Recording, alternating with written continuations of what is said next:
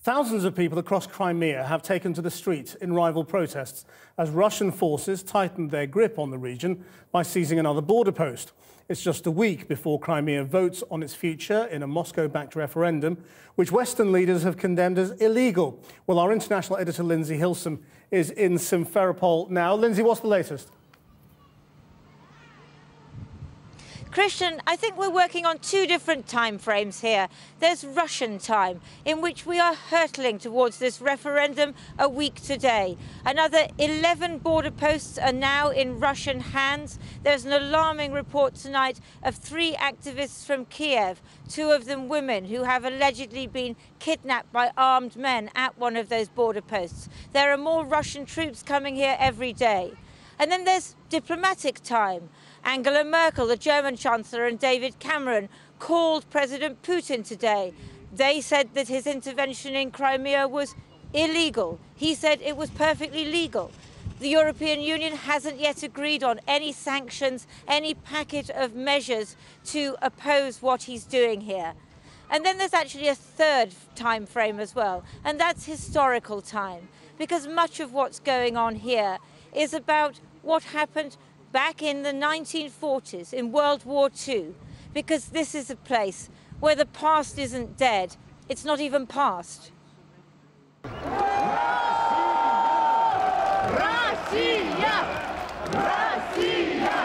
It's a celebration, not a protest. Those who want Crimea to return to Russia feel they've already won. The result of next Sunday's referendum a foregone conclusion.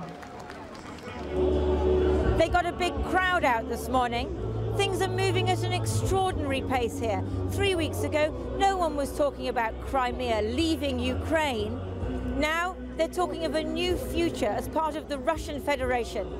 But everything about that future is rooted in the past, in history, in interpretations of history, in what people remember, what they can't forget.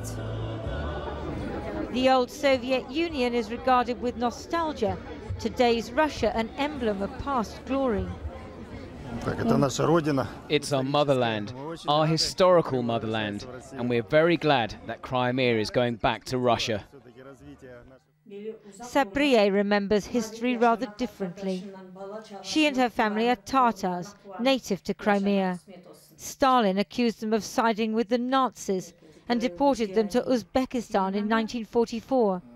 She was 10. Это вагоны загнали, грязные вагоны. Видимо, там скот они везли, и нас туда.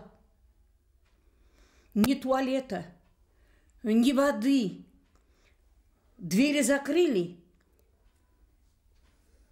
Сколько дней мы ехали, я не знаю. Или 18, или 20 чем-то лет.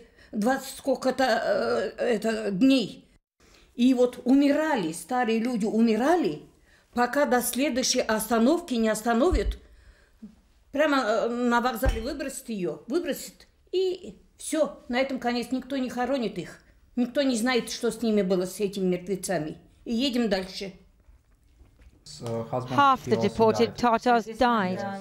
Sabriye's family suffered but survived, returning to the Crimean town of Bakhchisarai half a century later to find Russians in their old family house. Вот в старом городе Бахчисарае, в моем доме живут русские. Подойди, спроси, это же захватчики, это его. Я там не жила, это его. Захватил он к себе. Так и Путин так думает. Где бы что отхватить? Tatars and Russians live peacefully in Bakhchisarai now. We came across a Tatar wedding celebrated in traditional style, a bid for a happy future. But on the other side of town, someone has scratched crosses on the gates of a few Tatar houses, the sign Stalin's men used in 1944. Neither the Tatars nor Russians wanted to talk about it. It seems to me this is the influence of the West on Crimean Tatars, trying to stir things up. We won't let this happen. I'm telling you, We've always lived in peace with the Tatars, and we always will.